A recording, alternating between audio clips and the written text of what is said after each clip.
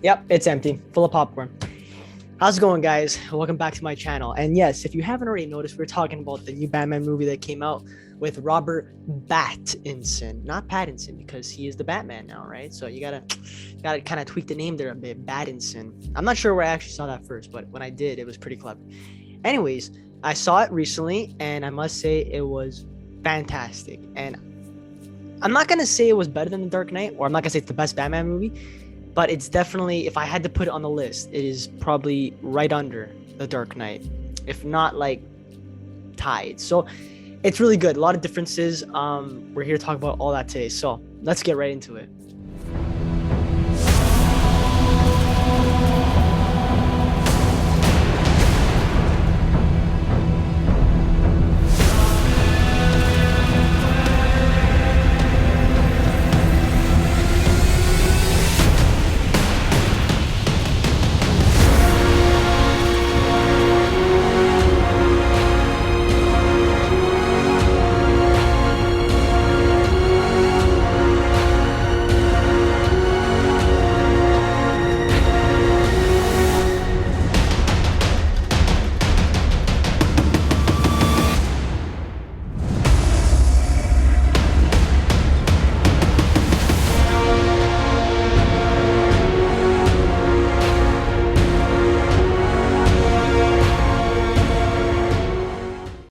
Okay, so first off, guys, I want to just say the suit itself, immaculate.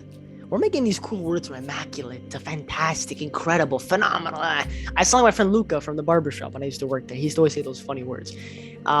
Anyways, the suit itself is really, really cool. I like the leather mask, and I love how the Batman logo is used as like weapons and stuff. I don't know. I thought it was really cool. And the overall appearance and the vibe that he gives off, like very dark, doesn't really talk much in this movie. Robert Pattinson doesn't have a lot of lines. Obviously when he wears the Batman suit, you can tell he's talking with the deep voice, kind of not like Christian Bale where it's like, where is he? I can understand what he's saying. Enemy.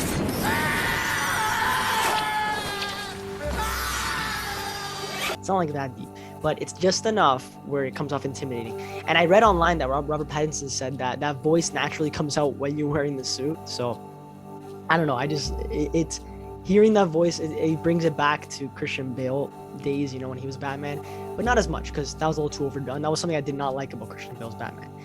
Overall, the look of the movie, I love how it was very dark, and I love how it at times made you feel uncomfortable. Robert Pattinson's Bruce Wayne, very, you know, at first I was not really too happy with how the character was going. It kind of felt very two-dimensional and kind of like flat, because it just felt like the whole time he was just very monotone, dark, doesn't say much, just looks angry all the time. But then you notice later, by the way, spoiler alert, if I didn't already mention, which I did not mention, but spoiler alert ahead. There's a scene when he's talking to Alfred, when Alfred gets blown up in the building by Riddler, and he's sitting down with him and he's talking to him. You can almost sense the vulnerability in Bruce Wayne, and like you could tell he's scared, and he says like, I've never felt fear like this in a while. And even the times when he's looking at that young boy, it's almost as if he's looking at himself. That boy lost his father, you know, and then he sees him in the funeral. It's almost as if he's looking at his younger self. So that's where like the vulnerability, the fear comes in, and that's what the Riddler's kind of playing off of. You know what I mean? He's kind of testing, he's kind of doing what the Joker did in Dark Knight. That's why I kind of find that the role is very similar with the Riddler and Joker. What I really liked about this movie, it kind of gave off like a very crime thriller vibes. The movie itself kind of gave me Seven vibes, the movie with Brad Pitt and Morgan Freeman, and it had that exact same type of feel, where Kevin Spacey's character was kind of like Paul Dano's character with like the Riddler, kind of, you know, with the seven deadly sins, and then him killing people and putting those little riddles in there. I don't know, I just loved that type of feel of the movie. Also, just on the topic of Paul Dano, he's a phenomenal actor in this movie, and again gives it like a Joker vibe. Very like, he's dark, he's cynical, he's like messed up, right? If you are justice, please do not lie. What is the price for your blind eye? but he just wants to be seen. Something that like we learned from the Joker movie with Joaquin Phoenix. He just wants to be seen, wants to be heard, wants to be known. That's very realistic, because a lot of people in real life, like school shooters especially, a lot of their motives is because they want to be seen, they want to be known, they want to be famous. And it goes to show how far someone will go in order to be seen. And you end up losing yourself at the end of the day. And I think after all this time, when Bruce Wayne, when he's Batman, goes to see Riddler in Arkham, and they end up talking, you can still tell that Batman's scared. He kind of knows in a way that like, this guy's unstoppable. I can't stop him.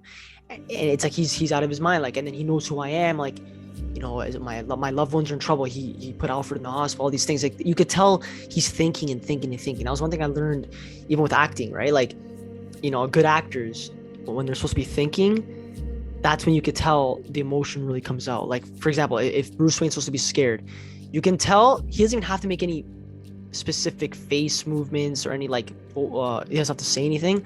It's all in the mind. When you're thinking, that's when the expressions really come out, right? So you can really tell that his mind was so preoccupied. And then when all those bombs went off around the city, it was like, I didn't think that was gonna happen. I thought he was gonna end up, you know, beating him at his own game, but he doesn't, right? So you think like, what the hell's gonna happen? He's gonna lose, right? And even with Colin Farrell's Penguin, first off, I love Dan DeVito, but come on, you gotta give Colin Farrell credit. He played a role that was very out of the norm. You can't even recognize the guy, but he actually resembled like the video game Penguin. If you guys ever played Batman Arkham Knight or Arkham Asylum, that's what the Penguin looked like the face itself. You could tell that was actually him. So that's a kind of the vibe it gave me. It kind of felt like a video game, like the way it looked, the way like the characters were portrayed. It kind of gave like a video game vibe. I'm not sure what you guys thought. Another thing too, when the Riddler was doing those video calls and stuff like that, and sending those videos to Batman and to Commissioner Gordon and everything like that, did you guys notice that was kind of similar to the Joker in Dark Knight when Heath Ledger was filming himself with the mask and he was going like oh, and every day he doesn't, people will die, starting tonight. I'm a man of my word.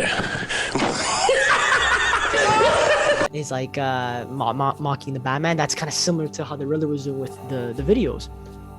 And I love the Batman car itself, the Bat car. Is that how you call it, the Bat car? Yeah, that's what it's called, right? So cool. I think it's a Hellcat. I'm pretty sure, if I'm not mistaken.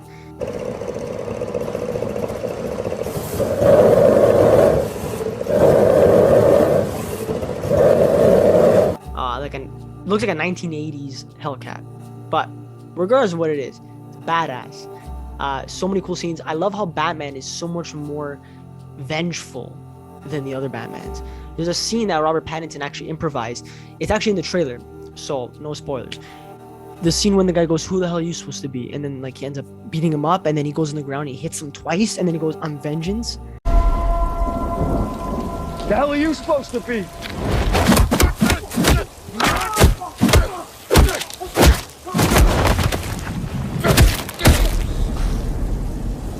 I'm vengeance. Apparently, the last two hits, that was improvised by Robert Pattinson, because it goes to show how like Batman's more gruesome as a person. Like, he doesn't care about killing or doesn't care about really brutally hurting someone. And then the line was, "I'm vengeance." He was supposed to say that first, then hit, but he said it at the end because he wanted it to be engraved in the guy's head while he was unconscious, kind of like to haunt him in a way, right? To be like the last thought before he's passed out. So listen, I was kind of skeptical on Robert Pattinson becoming Batman, but he absolutely nailed it. I think the only one critique I had is just him itself. Like, he didn't really look like a Bruce Wayne, like very tailored with the hair, like very philanthropist, billionaire, you know what I'm trying to say? But like, he didn't come off like a Tony Stark, kind of like how Christian Bale's Bruce Wayne was.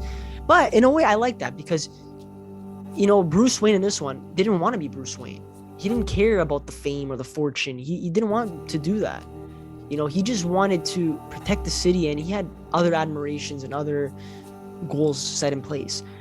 So that's one thing I think that we can all relate to as for the character.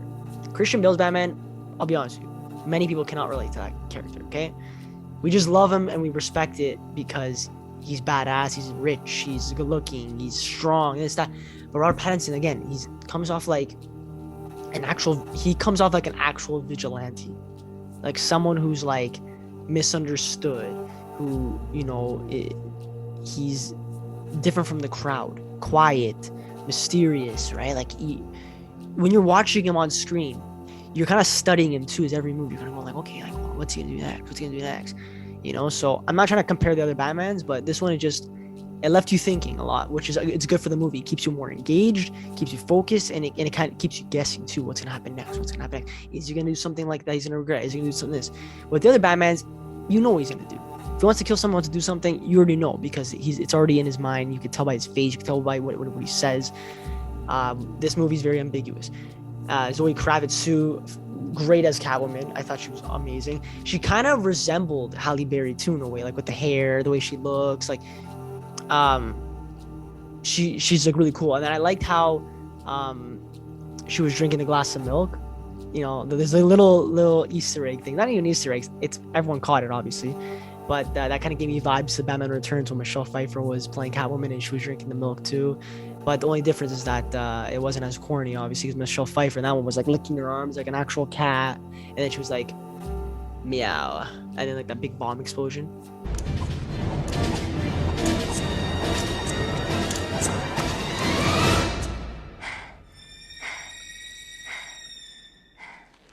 Meow.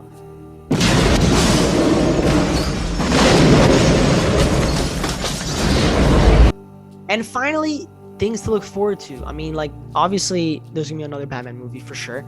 And at the end, again, spoiler alert, guys, what's really, really cool was I think that there was Joker at the end. I thought it was Two-Face at first, because if you see his face, it looks really destroyed. But maybe that's a reason why he puts the makeup on, maybe because his face is all fucked up. But I don't really know. I don't know. It kind of left me guessing too, because you could barely see him. And then the way he laughed, it was very Joker-esque, you know? So I'm really excited to see what they're gonna do. I liked how it didn't end off on a happy note. I liked how it didn't end off with he put everybody away, everything's good to go, happy go lucky. It ended off like cool. It ended off like he looks at the screen, Batman, and then he just cuts the black. Because you know what he's trying to say? I'll be back, you know, like not a Terminator reference. Like in a way, like he's looking at the camera like still more to do, or like I'm gonna finish what I started. Like you can tell he's ready to go for like round 2 with other people. So those are my thoughts on the movie, guys. If you haven't seen it, please check it out and click the link down below if you would like to see my top 8 Batmans ranked from worst to best. Thank you so much for watching, guys. And again, you're probably wondering, where can you get this? I got it at my local movie theater, and it's really cool. Again, there's still popcorn at the bottom of here. Can I eat some? Should I eat some, guys? All right, I'll eat some.